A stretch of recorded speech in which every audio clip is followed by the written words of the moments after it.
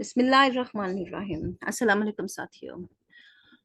आज हम आपको देख रहे हैं जनाब टीएस एलियट के लेसन में। टीएस एलियट की आज हम कुछ खास पॉइंट्स को डिस्कस करेंगे। इसकी ये कोट्स हैं जो इनके इंडिविजुअल टैलेंट से ली गई हैं। ट्रेडिशनल एंड इंडिविजुअल टैलेंट्स की बड़ी इंपॉर्टेंट कोट है। ये कोट आपने जब ट्रेडिशनल का सवाल आ जाएगा ना तो याद करना है। जैसे मैंने आपको बताया ना एरिस्टोटल वाली वो कोट, एरिस्टोटल का क्वेश्चन आता है तो आपने वहां याद करनी है। तो ये कोट आपकी सूट है टीएस एलियट के क्वेश्चन में। कोट को देखते हैं। पोइट्री क्या है? Poetry is not the turning loose of emotions. Poetry turning loose नहीं है इमोशंस का। इमोशंस का टर्निंग लूज नहीं है, बल्कि ये इस्केप है इमोशंस का। ठीक है, अपने इमोशन से भागना, यानी इंडिविजुअल टैलेंट है ना, तो इंडिविजुअल अपनी बात नहीं बताएगा। It is not the expression of the personality. देखिए, इंडिविजुअल है, अपनी जात का तासुर नहीं दे रहा, but an escape from the personality, लेकिन एस्केप है पर्सनालिटी से। Of course, only those who have personality and emotions know what it mean to want to escape from these things. अब जो बंदे अपनी जात का अक्स डाल देते हैं अपने काम में, तो वो अपने जज्बात डालते हैं, अपना आप डालते हैं, अपनी बात को बयान करना चाहते हैं, तो इट्स मीन कि हम उस बंदे की बात देख रहे हैं।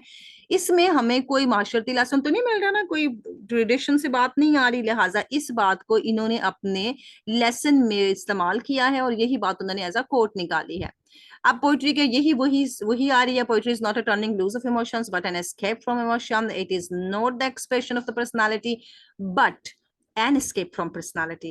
But of course, only those who have personality and emotions know, जानते हैं what it mean to want to escape from these things. इसका मतलब क्या जनाब, यहाँ से जाना। ये आपने कोट हर हाल में याद करनी है। इस कोटेशन के आपको एक्स्ट्रा मार्क्स मिलते हैं और आप जानते हैं जब आप कोटेशन लगाते हैं तो फिर आपको एग्जामिनर बड़ा पसंद करता है। कॉन्सेप्ट क्या है ट्रेडिशन के अंदर? इनके जो लेसन है ट्रेडिशनल और इंडिविजुअल टैलेंट के अंदर, इनका कॉन्सेप्शन ये है जनाब के जो ट्रेडिशंस होती है ना वो मुतहर्रक होती हैं। वो ट्रेडिशंस एक नस्ल से दूसरी, दूसरी से तीसरी, तीसरी से चौथी में जाती हैं और कॉन्स्टेंटली चेंजिंग आती है उनके अंदर। देखिए, जब मैंने बात की आपसे और थी, जब आपने यही बात किसी और से की तो वो डायरेक्ट से इनडायरेक्ट हो गई, तो फिर चेंजिंग तो आती ही है जब डायरेक्ट से इनडायरेक्ट बात होती है। उसमें बढ़ोतरी भी आती है, एक दो लफ्ज का इजाफा भी हो जाता है। लिहाजा जब ये इजाफा होता है तो इसमें क्या है, बिकमिंग डिफरेंट, और ये चीज क्या बन जाती है, ये मुख्तलिफ बन जाती है from from what it is. क्या वो है उससे थोड़ी मुख्तलिफ बन जाती है कि डायरेक्ट से इनडायरेक्ट में आ जाती है, तो ये इसीलिए ये डायनामिक है जनाब, मुतहर्रिक है। अब फिर वो ये भी टीएस एलियट की अपनी ही बातें हैं, कोटेशंस हैं। रिलेशनशिप जो कहते हैं जनाब पास्ट के दरमियान और प्रेजेंट के दरमियान है, वो रेसिप्रोकल है, यानी उसका बाहमी ताल्लुक होता है। यहाँ से आप ना उसको याद कर लें, अपनी वर्जीनिया वुल्फ को, किया है ना उसने। ये वाला जो हमारा पहला सेक्शन था, फिर सेकंड सेक्शन था, फिर थर्ड सेक्शन था। तो द विंडो का जो था वो टू द लाइट हाउस के साथ कनेक्शन है, और लाइट हाउस का टू द विंडो के साथ कनेक्शन है, तो वो पास्ट और प्रेजेंट है ना। और ये जो सेंटर में है ये आपका टाइम पासिस है, जो टाइम गुजर चुका है, तो इसीलिए इन्होंने कहा रेसिप्रोकल है जनाब, बाहमी ताल्लुक होता है इन दोनों का आपस में, यानी प्रेजेंट और पास्ट का आपस में होता है बाहमी ताल्लुक।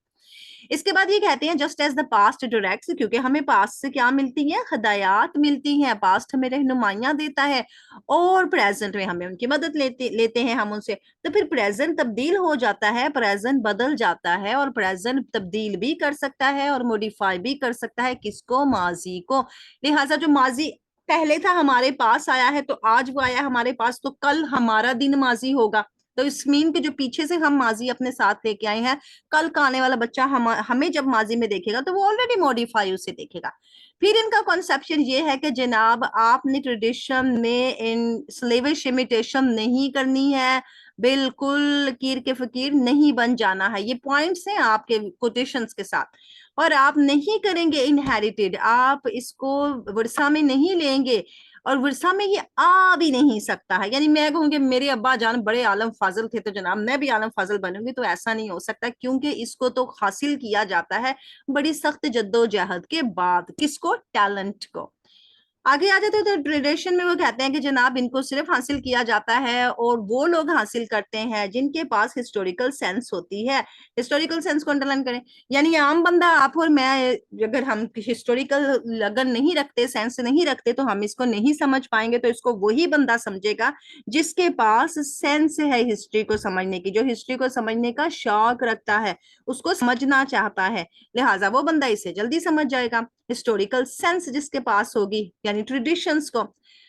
अब हिस्टोरिकल सेंस में चीजें कौन कौन सी शामिल होती हैं और इसमें कौन कौन से नजरियात होते हैं? Not only of the pastness of the past, इसमें ना सिर्फ माजी का माजी यानी माजी का माजी शामिल होता है, बट इसके अंदर प्रेजेंट भी शामिल होता है। देखिए, हमने अरिस्टोटल से बात शुरू की, हम 400 साल यानी मैक्सिमम 300 साल पीछे गए, 3000 साल बल्कि पीछे गए, 1000 साल। और फिर हम जब सिडनी पे आए तो हमें 500 साल पीछे जाना पड़ा। तो हम पास्टनेस ऑफ द पास्ट में गए, फिर हम अब प्रेजेंट में आए। तब ये मिस्टर एलियट तो तकरीबन 100 साल हो गया इन्हें। 1919 का इनका ऐसे बनता है ना, 1919 का ऐसे बन गया, तो समझ लें ये 2022 चल रहा है, तो 100 साल इनके 2019 में हुए हैं, ठीक है। तो 100 साल तकरीबन इन्हें हो गया। अब इन्होंने कहा कि उसके अंदर प्रेजेंट भी होता है, ना सिर्फ माजी का माजी होता है। और हम क्या देखते हैं, एक बंदा one who has the historical sense, उसके पास सेंस होती है माजी को महसूस करने की। और the whole of the literature, ये जो सारे का सारा हमारा फनी अदब पढ़ा हुआ है ना लाइब्रेरीज के अंदर, यूरोप में जो हम पढ़ा हुआ है, तो होमर से लेके हमारे आज के दिन तक, उस बंदे को जो कि हिस्टोरिकल सेंस चाहता है, ये वन उसको होमर से लेकर आज के दिन के सेंस हो। याद आया आपको, आपके सिलेबस में कौन कौन सी चीजें डाली हुई हैं? वो डाली हुई है ना पूरी, इडिपस रेक्स से लेके तो आज तक की। तो इसी वजह से डाली है ताकि आपको हिस्टोरिकल सेंस भी आए और आपको ट्रेडिशन से नई नई चीजें मिले। अब इसके साथ ही शामिल क्या हो जाता है, लिटरेचर जो है उसमें और चीजें शामिल कर लेता है, यानी अपने मुल्क की हिस्ट्री। तो वो बंदा जो हिस्टोरिकल सेंस लेना चाहता है, वो ना सिर्फ पास्टनेस ऑफ द पास्ट पे जाएगा बल्कि प्रेजेंट पे भी बात करेगा। यानी हिस्टोरिकल सेंस के लिए से होमर और यूरोप की पिछली हिस्ट्री के साथ साथ, यानी हम लोगों को बात कर रहे हैं कि हमने अपने यूरोप को देखा है, अपने होमर को देखा, तो उसके साथ हमारी जो अपनी कंट्री है ना, उसकी भी हिस्ट्री का हमें पता होना चाहिए, उसकी अशकाल का पता होना चाहिए, उसके कॉन्टिन्यूस लिटरेरी ट्रेडिशंस का हमें पता होना चाहिए। हम ये नहीं कि हम देखें, हम उधर बात करते हैं विलियम ब्लेक की, तो साथ साथ आपको बात करते भी हमारे सुल्तान बाहू, हमारे वारिस शाह, ये हमारी हिस्ट्री है। इन्होंने भी तो ऐसे ही काफियां लिखी हैं, ऐसे ही हमें माशरे की बुराइयों के बारे में उजागर किया है। लिहाजा टी.एस. एलियट का एक और कॉन्सेप्ट आ जाता है, इनका कॉन्सेप्शन है ट्रेडिशन के बारे में कि वो डायनामिक है। मुझे लगता है ये तो पेज वैसे ही सेम सेम दोबारा आ गया है, ठीक हो गया, वही है जो मैंने आपको पीछे करवाया ना, डायनामिक है। और इसके बाद इसकी फॉर्म चेंज होती रहती है, बढ़ती है, और फिर डिफरेंट अशकाल इसकी बन जाती है। इसका रिलेशनशिप रेसिप्रोकल है क्योंकि वो पास्ट और प्रेजेंट के साथ बाहमी ताल्लुक रखता है। और नीचे वाली कोटेशन भी सेम है कि जैसे पास्ट हमें हदायत देता है, गाइड करता है, और प्रेजेंट के अंदर फिर प्रेजेंट तब्दील हो जाता है, प्रेजेंट में थोड़ी बहुत ऊंच नीचे आ जाती है। लिहाजा ये जो लिखने वाला बंदा है, राइटर है, वो पोइट है, वो नावल निगार है, वो ड्रामाटिस्ट है, वो कोई भी है, उसको तलाश करनी चाहिए हदायत की, अपने माजी से लेनी चाहिए, और फिर उन माजी को उससे सामने रख के अपनी लिटरेरी ट्रेडिशन को भी उससे पहचान होनी चाहिए, समझ होनी चाहिए। थ्योरी का क्या मतलब है, पर्सनालिटी ऑफ द पोइट्री। अब ये दूसरी थ्योरी आ गई। एक हमने पूरी बात की है ट्रेडिशन की, अब ये उनका दूसरा पॉइंट ऑफ व्यू है। इसमें कहते हैं कि शायर अपनी जात से बालातर हो जाए, जैसे साइंसदान अपनी जात से बालातर हो जाता है, अपने जज्बात और अपने एहसासात को शायर एक साइड पे रखे और डीपर्सनलाइज्ड हो जाए, अपनी जात का अक्स निकाल के बाहर रखते। फिर वो कहते हैं कि ये जो परफेक्ट है ना जनाब, आर्टिस्ट, द आर्टिस्ट उस वक्त परफेक्ट होता है जबकि कंप्लीटली तौर पर अलग कर देता है अपने आप को, एंड वो आदमी बन जाता है जो कि मसाइब महसूस करता है अपने माइंड पर, और फिर वो क्रिएट करता है नई चीज। यानी एक बंदा अपनी जात की नफी कर देता है, बेशक उस अपनी जात की नफी करने में बड़ी तकलीफ महसूस होती है, लेकिन इसके बावजूद वो क्रिएटिव माइंड के साथ एक नई चीज बना देता है। तो यहाँ पर वो इम्पर्सनलाइज्ड हो जाता है। अब ये जो पर्सनैलिटी होती है किसी शायर की, शायर अब यहाँ पर आप राइटर भी समझ ले, ड्रामा निगार, नावल निगार, क्योंकि उन्हें पोइट ही कहा जाता है ना ज्यादातर। तो उनमें क्या है जनाब, मेयर महस रेसिप पेटिकल, यस, जी जी, वो ऐसे ही हैं, वो तकरीबन रेसिपेटिकल्स हैं कि वो बाहमी ताल्लुक रखते हैं। और इसके साथ साथ ऑनेस्ट जो क्रिटिसिज्म यही है जनाब कि आपके एहसासात जो हैं उनको, ठीक है, हम उनको सराहते हैं और इसके साथ उनसे हदायत लेते हैं। नॉट अपॉन द पोइट, ना सिर्फ शायर के ऊपर, बट अपॉन द पोइट्री, हम शायरी पर भी उनसे एहसासात लेते हैं, उनका क्रिटिसिज्म देखते हैं। हम देखते हैं कि हमारे जो जो पोइट हैं उन्होंने कैसा काम किया है।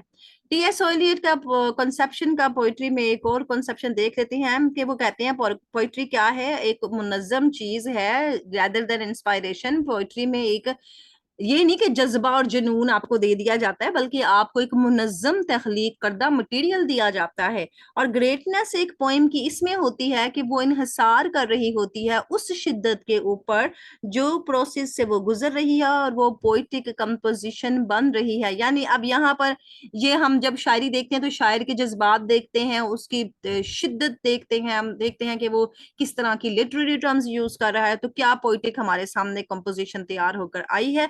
इन सब में उसकी आला बर्तरी शामिल होती है, किसकी, एक नज्म की, क्योंकि इन्होंने नज्म भी लिखी है ना। वो एक नज्म भी इनकी बड़ी मशहूर है, मेरे ध्यान से नाम निकल गया। इमोशंस ऑफ द पोइट्री में अगर देखते हैं तो ये डिफरेंट होती है, क्योंकि वो पर्सनल और इमोशनल पोइट के उनसे अलग होनी चाहिए, इस पर भी उन्होंने जोर दिया है। और इमोशंस जो पोइट्री के हैं उसमें जनाब कम्प्लेक्स होने चाहिए और रिफाइंड होने चाहिए। और even the emotions which the poet has never personally experienced can serves the purpose of the poetry. अच्छा जनाब, पोइट्री जो है वो टर्निंग लूज नहीं है, इमोशंस का एस्केप। अब वही कोटेशन आ गई है जो आपने आपको पहले बताई है, फिर यहाँ भी वही कोटेशन है, याद करनी है आपने ये quotation. The progress of an artist is the continual self sacrifice और कॉन्टिन्यूअल एक्सटेंशन ऑफ पर्सनालिटी। अपनी पर्सनालिटी का एक्सटेंशन कर देना, खत्म कर देना, अपनी जात को कुर्बान कर देना, यही होना चाहिए आर्टिस्ट का काम। ये बड़ी जबरदस्त कोटेशन है। हिस्टोरिकल सेंस मजबूर कर देती है एक बंदे को, वो लिखेगा ना सिर्फ अपने अपनी जनरेशन के लिए, बल्कि इन हिज बोन, उसकी बोन्स, यानी यहाँ उसकी जड़ों पे बात कर रहे हैं कि ना सिर्फ अपनी जनरेशन के लिए लिखेगा बल्कि अपनी जनरेशन के साथ साथ हिस्ट्री से लेगा, माजी से लेगा और तय तक जाएगा। ये जो एहसासात हैं होल लिटरेचर के अंदर, ये आपको होमर से लेकर और विद इन द होल जिसमें आप बैठे हुए हैं उस लिटरेचर तक में आपको इल्म होना चाहिए। यहाँ तक कि अपने मुल्क में जो काम हो रहा है उसका भी पता होना चाहिए और साइमल्टेनियस एग्जिस्टेंस होनी चाहिए, आपको एकदम से वजूद महसूस होना चाहिए, तब कंपोजिज होता है एक साइमल्टेनियस ऑर्डर, तब एक अच्छा ऑर्डर भी हमारे सामने बनता है। No point no artist of any art has his complete meaning alone. अकेले आर्टिस्ट अपना कोई मानी नहीं रखता है। Historical sense involves the perception. Perception हम जानते हैं कि वो याद है आपको, वो फिलोसफी रखते थे ना, जो सुरीनी ने बताया था कि फलसफी परसेप्शन रखते हैं, हिस्टोरिकल एग्जांपल्स रखते हैं।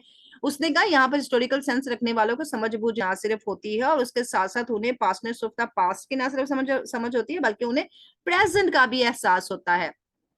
और कोटेशन की बात कर रही है तो ये पोइट का बिजनेस नहीं है कि वो जाए और जाकर नए नए जज्बात तलाश करता फिरे और इस्तेमाल करे ऑर्डरनी वन, यानी छोटे छोटे अपने किस्से मोहब्बत के बताता रहेगा, बल्कि वो काम करेगा उनके साथ अपनी शायरी के अंदर और बताएगा अपने एहसासात, और इसके साथ वो ना सिर्फ एक्चुअल इमोशनल बताएगा, अपने एहसासात भी बताएगा।